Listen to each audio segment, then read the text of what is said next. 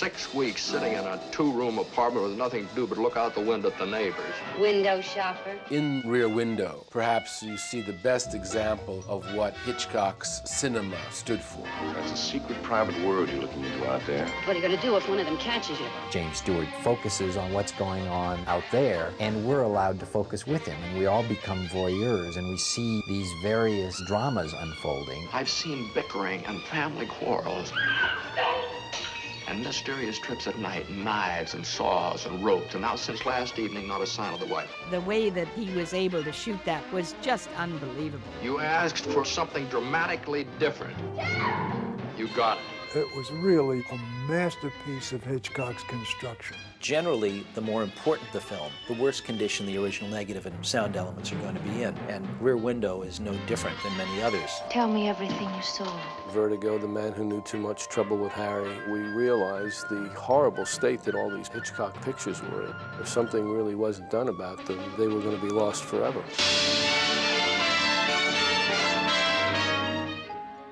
If one were to ask, what are the movies of Alfred Hitchcock like? Somebody that knew nothing about movies. You could show them Rear Window and, in a sense, touch on everything in Hitchcock. It was really a masterpiece of Hitchcock's construction. He worked on the script with the writer, as he always did it. And the writers liked to work with him too, because he was stimulating. His ideas were always visual, cinematic. He never took a screen credit for writing, but I'd say he contributed at least half of the plot, working out the plot. He knew a lot about crime. He had a fascination for English crime, and in fact, one of his crime things was, and in fact, he used part of it in Rear Window, was Dr. Crippen. And this was a famous English case where he fell in love with the secretary and killed the wife and buried the wife in the backyard, and then took the secretary on a boat to get away and dressed the secretary up as a sailor. And the thing was that the captain said later on he had wondered why these two sailors were very friendly towards each other. And that's how they caught Dr. Crippen. But he loved them. He had a whole set of stories at home. Rear Window was based on a short story entitled It Had to Be Murder, published in 1942. It was written by Cornell Woolrich. His real name was, in fact, William Irish, and many of his books were made into movies. My father hired John Michael Hayes to adapt the short story. Mr. Hayes was a man of radio who had impressed my dad with his appreciation and knowledge of Shadow of a Doubt. He went on to write 4 films for my father.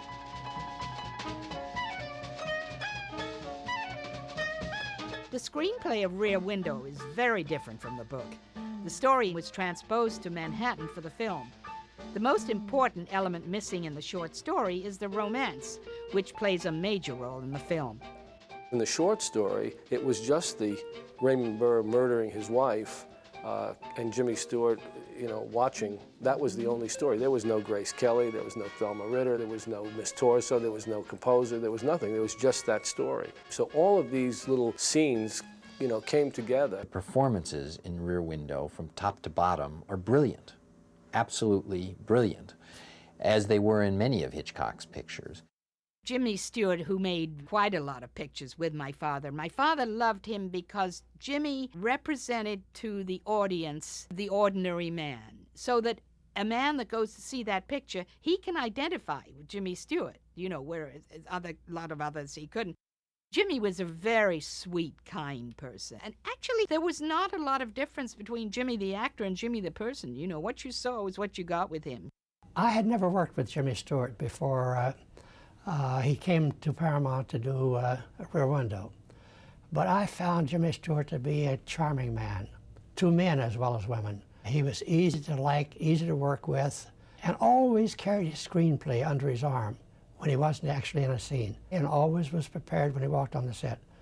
And he was the kindest man, and everybody was very fond of Jimmy Stewart. He and Hitch were like brothers. You could even occasionally see a little smile appear on Hitchcock's face when he and Jimmy were together. He and my father got along so well, and I really think that Rear Window was one of their happiest pictures. All the different characters were so well cast. They had Thelma Ritter, Wendell Corey, and of course Ray Burr as the murderer. When Mr. Hitchcock started casting the picture, he left certain departments for me to cast, and he cast the very important ones like Raymond Burr and his wife, the composer, Ross Bagdasarian, Miss Lonely Hearts, and the couple with the little dog, and left the others for me to cast. I cast them all from people that had worked with me in the past. Mr. Hitchcock said he would like to have a ballet dancer do the part of Miss Torso, but he said, I don't want her to appear as a professional ballet dancer. And he said, when you find the right person, don't you dare let her go to the dance department and rehearse or be taught steps for the scene she's going to be doing over there. I want you to give her a record of the music and let her figure out her own moves and things. Hitchcock left the choreography up to me. You know, it's kind of like a wing it. You know, he was not he didn't care too much about getting everything perfect. You know, I think he liked to see a little whatever you had to do.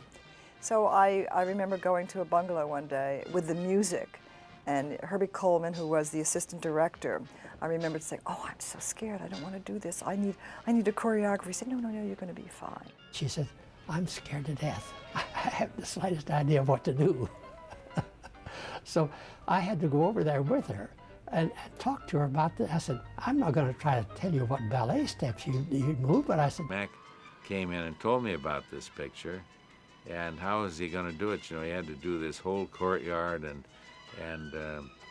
we didn't have stages that high, and so I suggested to him, Paramount, you know, wasn't a real large studio, but 2 or 3 of the stages, we stored furniture underneath. So I told Mac, I says, why don't you cut the floor out?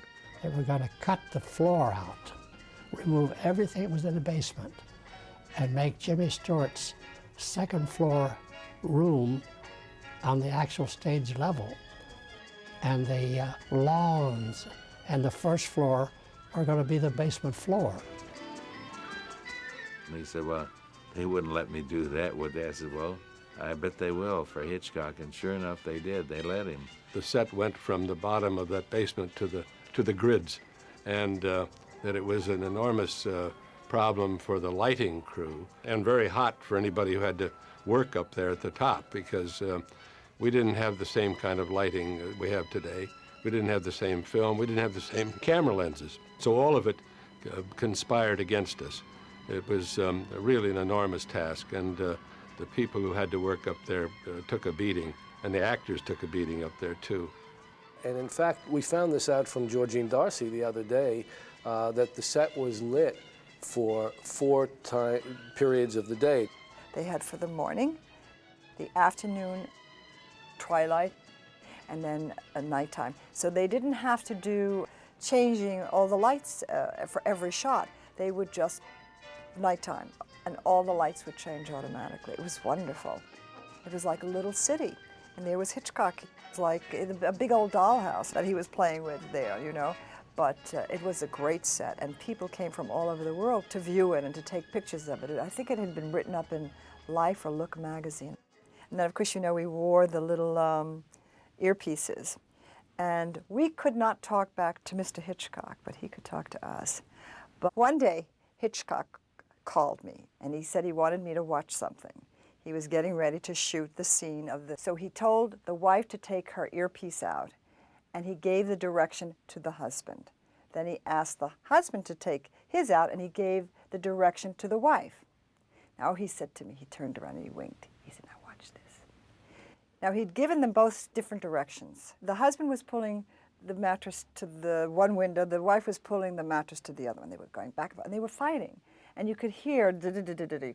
And finally, he pulled the mattress, and somebody fell into the window. And it was quite funny and real. Those are the kinds of things that he would do. One of his great talents, of course, was that he saw the film in his head and knew just where to be at every given moment. There was a reason why he was where he was. One of the great things about Hitchcock is he, you know, and most of the great directors, but Hitchcock is a notable example of a director who's always got the camera in the right place for each given moment, and it's always there for a reason. It's not there arbitrarily or just because it might be nice to shoot it from there now. And it's never decorative, and it's never just frivolous. It's always with a point and a reason. The two greatest schools of cinema in the silent era were the American and the German.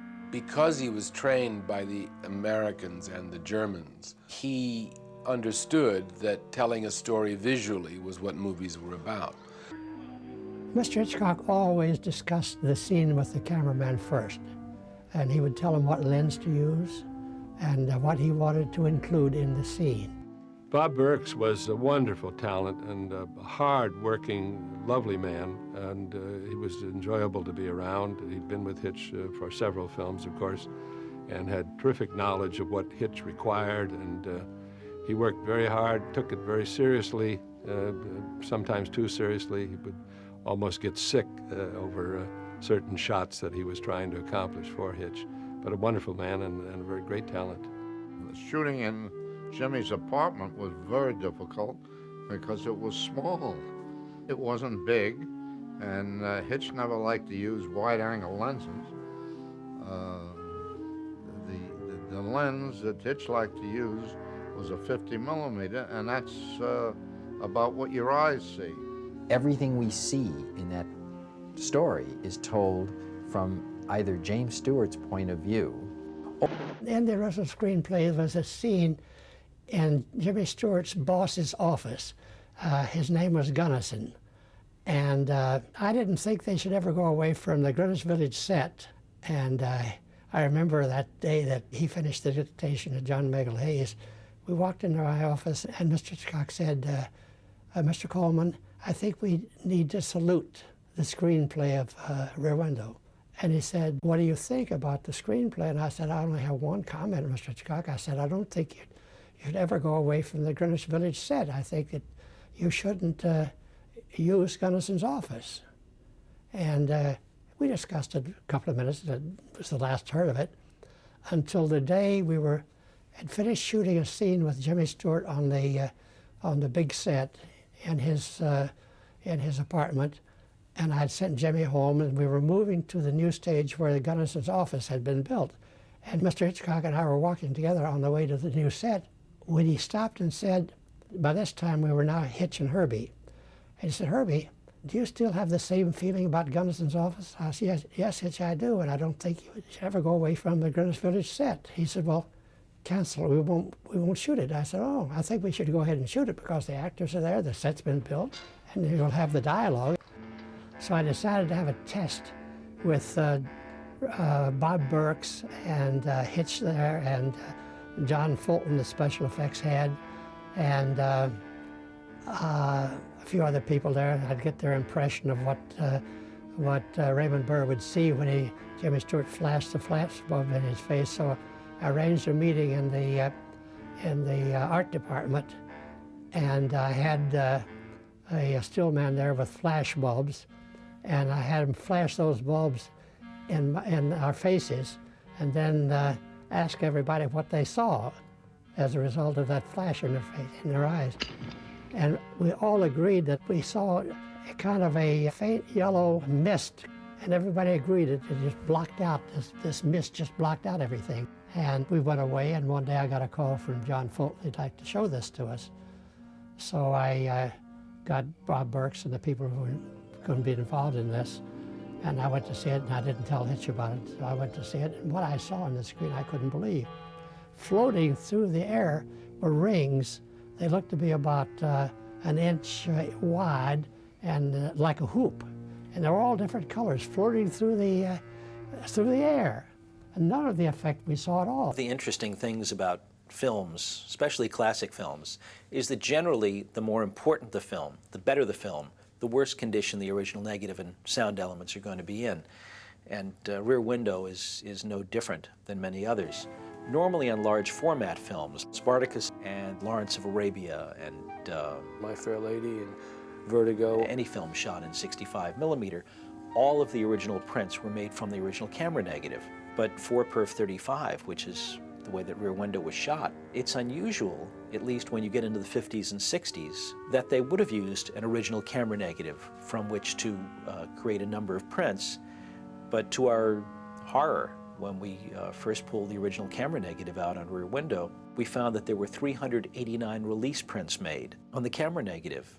During the 50s and 60s, before wet-gate printing, a lab would put a lacquer on the original negative, and they'd run it, make as many prints as they needed. At which point, when the lacquer began to get scratched, they would remove the lacquer and then re-lacquer it. When that would get scratched, they'd re-lacquer it again. Well, when they removed the lacquer from this reel of Rear Window, they actually stripped away about 40% of the yellow layer. And one of the things... I think Rear Window was a film that he liked and was fond of and proud of.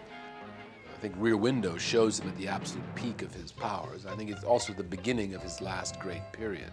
I think from there on, I mean, he just really doesn't make a wrong move. Somebody said there are two kinds of people in the world. There are people who are, we could call them voyeurs, or anyway, people who observe the world that passes by. And there are people who are active, you know, adventurers who are part of the world. Would you say you were a person who observes? Observes, sure. Definitely. So then you must, in a way, identify with Jimmy Stewart's character in Rear Window. Oh, possibly, yes, sure. Those are just a few of my neighbors. First, I watched them just to kill time, but then I couldn't take my eyes off them, just as you won't be able to. I was visiting him at the St. Regis. I think it was when Marnie was opening, in '64, I think.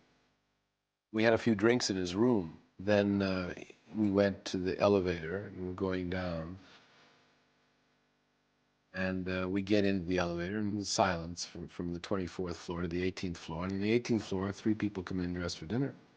And Hitch turns to me out of the blue and says, "Oh, it was quite horrible, you know.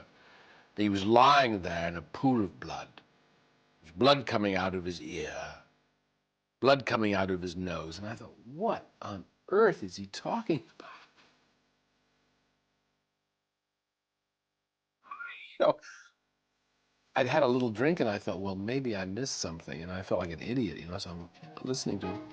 And then the doors open on the 15th floor, more people come in. He goes on with his, "Oh, it was really quite horrible. I mean, you know, there was blood everywhere, all over the wall." I said, "Good God, man, what's happened to you?" And do you know what he said to me? And at this point, just as he says that, the doors open to the lobby. So everybody in the elevator, of course, who knew who he was anyway, because he was very well known, sort of hesitated. You know, they didn't want to leave the elevator. They wanted to hear what happened. Of course, he didn't say a word, so they all had to get out of the elevator. And Hitch just walks right by, and they're all kind of clustered near the front of the elevator listening. He didn't say anything. He starts walking across the lobby. So I'm completely confused. I don't know what's going on. So I said, so what did he say, Hitch? He says, "What? Oh, nothing. That's just my elevator story." So obviously that was something he did quite often in elevators, just to amuse himself.